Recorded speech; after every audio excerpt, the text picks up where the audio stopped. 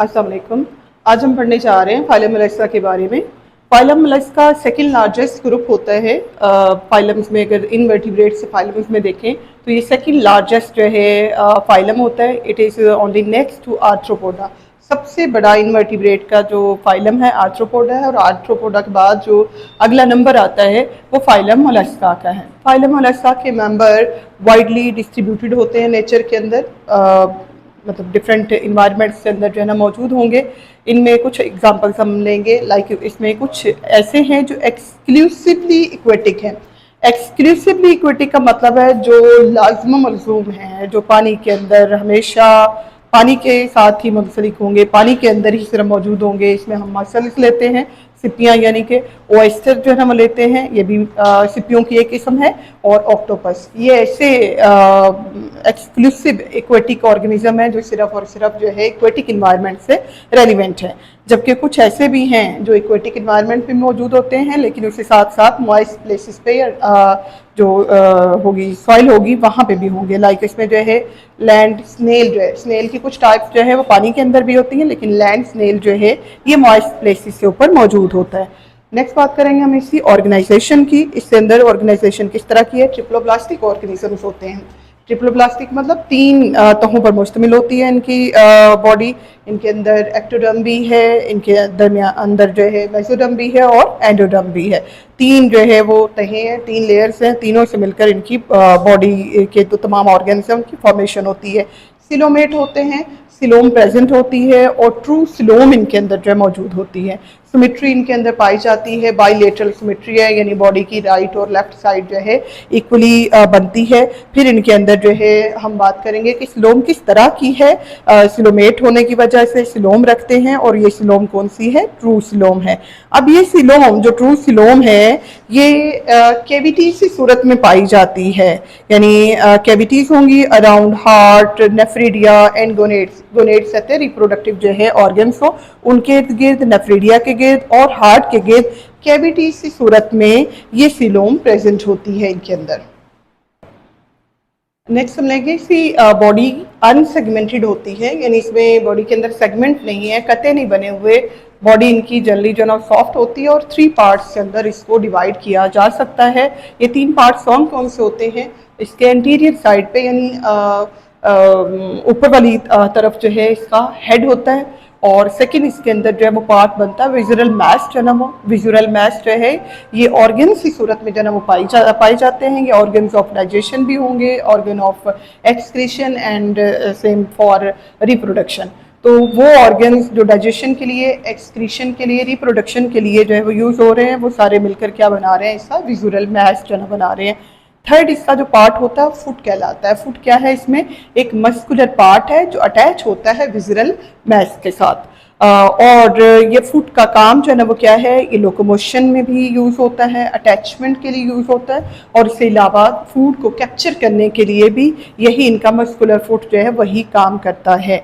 Next इसका जो character है वो हम लेंगे। इसके अंदर शेल जो है प्रेजेंट होता है, होल होता है एक हार्ड सा, और इसमें एक स्ट्रक्चर है जिसको मेंटल जो है ना वो कहा जाता है। मेंटल वो स्ट्रक्चर है जिसने शेल को सेक्रीट जो है ना वो करना है। तो मेंटल किस सूरत में पाई जाती है? एक एपिथेलियल जो है इनवेल्प की फॉर्म में है, यानी एक लिफाफे की तरह जो है एपिथेलियल इनवेल्प है ये। और ये कहाँ पाया जाता है? Around the visceral mass. जो विजुरल मैस है उसके इर्द गिर्द जो है एपिथेलियल इनवेल्प होता है, और ये इनवेल्प जो है कहलाता है मेंटल। अच्छा, अब आगे बात करेंगे कि ये मेंटल का काम जो है ना वो क्या है। मेंटल का काम है एक शेल को सेक्रीट करना, वो शेल जिससे जो है कवरिंग जो है ना वो बनती है फाइलम मोलस्का के जो मेंबर्स हैं इनके दरमियान। अच्छा, एक मेंटल कैविटी भी होगी इसके अंदर। ये मेंटल कैविटी वो स्पेस है जो कि एपिथेलियल इनवेल्प और विजुरल मैस के दरमियान में जो है ना जो स्पेस पाई जाती है उसको मेंटल कैविटी कहते हैं।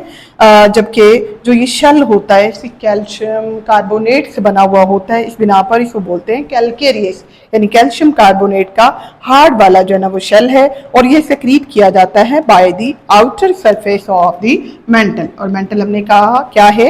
ये एपिथेलियल इनवेल्प है जो कि विजुरल मैस जो है उसके इर्द गिर्द जो है ना वो पाया जाता है। सो शेल को सेक्रीट करने वाली स्ट्रक्चर मेंटल है। रेड्यूला लेंगे हम इसके अंदर। रेड्यूला रेस्पिंग टंग लाइक जो है वो ऑर्गन है, यानी ये टंग की तरह की, जुबान की तरह की जो है वो स्ट्रक्चर है, जो कि मोलस्का के मोस्टली मेंबर्स के अंदर मौजूद होती है। नियरली ऑल मोलस्क में ये रेड्यूला प्रेजेंट होगी।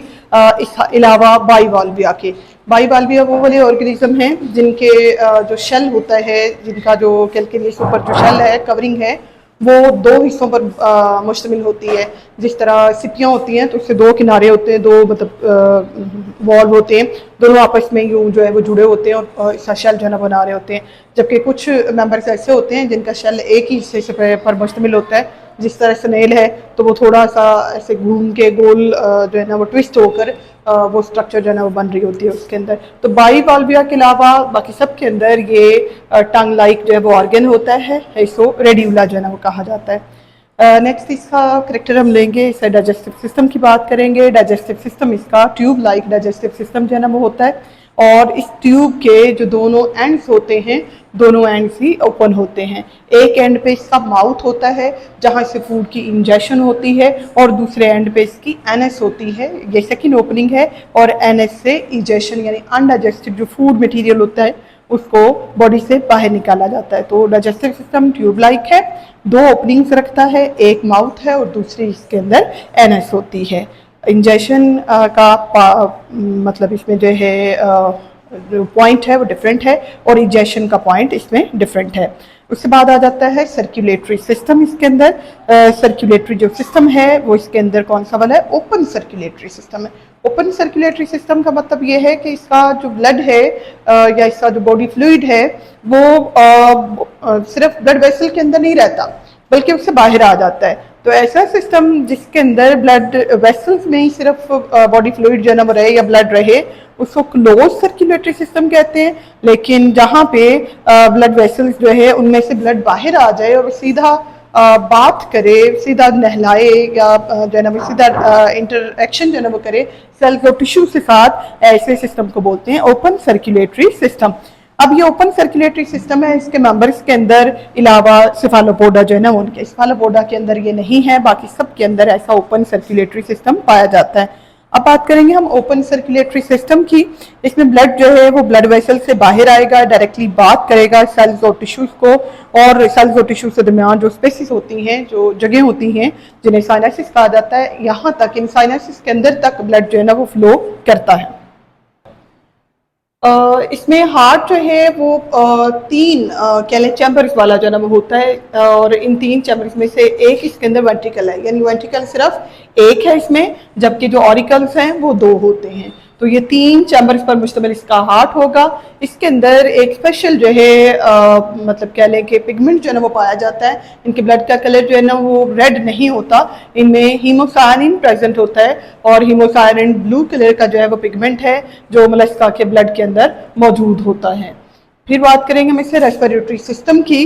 रेस्पिरेटरी जो है वो सिस्टम है, वो रेस्पिरेशन के लिए गिल्स को यूज़ करते हैं, और गिल्स जो हैं गिल ओपनिंग्स इनकी वो गैसेस एक्सचेंज, जितने भी एक्वेटिक इसमें ऑर्गेनिज्म है वो गैसेस एक्सचेंज के लिए गिल्स को यूज़ करते हैं। लेकिन हमने एक पढ़ा था कि इसमें सिर्फ जो है एक्वेटिक ऑर्गेनिज्म नहीं है, लैंड ऑर्गेनिज्म भी मौजूद है, लाइक लैंड स्नेल है, तो उसमें फिर गिल्स वर्किंग नहीं करेंगे। गिल्स की वर्किंग के लिए ज़रूरी है कि सराउंडिंग में वाटर हो। तो चूंकि अब ये लैंड के ऊपर मौजूद है स्नेल, तो इसके अंदर जो है लंग की तरह की एक स्ट्रक्चर जो है वो पाई जाती है, जिसके थ्रू इसने गैसेस एक्सचेंज करना है।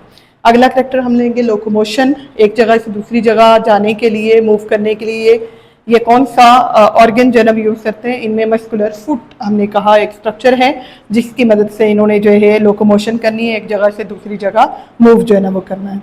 और कुछ इसमें ऑर्गेनिज्म ऐसे हैं जिनके अंदर जो है मूवमेंट नहीं होती, they are unable to move, और उन ऑर्गेनिज्म को क्या बोलते हैं, सेसाइल कहते हैं। वो मोटाइल नहीं होंगे, हरकत नहीं करेंगे। तो जो नॉन मोटाइल हैं, जो अनएबल टू मूव हैं, उन्हें सेसाइल कहते हैं। तो सेसाइल में कोई लोकोमोटरी ऑर्गन जो है या लोकोमोटरी स्ट्रक्चर जो है प्रेजेंट नहीं होती। नर्वस सिस्टम की बात करेंगे। इससे नर्वस सिस्टम के अंदर जो है 3 पेयर्स हैं इंटरकनेक्टेड गैंग्लिया के। 3 पेयर्स ऑफ इंटरकनेक्टेड गैंग्लिया का मतलब है कि 3 जो है वो पेयर हैं गैंग्लिया के, जो आपस में जो है ना वो जुड़े हुए हैं, और इनमें से हर एक पेयर जो है इसी बॉडी को हमने कहा 3 पार्ट्स में जो है ना वो डिवाइड किया हुआ था हमने। ठीक है। इसमें हेड था, विजुअल इसमें मैस था और इसके अंदर मस्कुलर जो है ना वो फुट था। तो इन तीनों पार्ट्स के अंदर एक एक पेयर ऑफ इंटरकनेक्टेड गैंग्लिया जो मौजूद होंगे। अच्छा, ये चूंकि हमने कहा गैंग्लिया इंटरकनेक्टेड है, एक दूसरे के साथ बाहमी ताल्लुक में है, तो ये इंटरकनेक्शन बनता कैसे है? With the help of nerve cord. Excretory system लेंगे इसका। एक्सक्रीटरी सिस्टम, इसमें मेटानेफ्रिडियल सिस्टम जो है वो पाया जाता है। इसमें 1 और 2 मेटानेफ्रिडिया प्रेजेंट होंगे।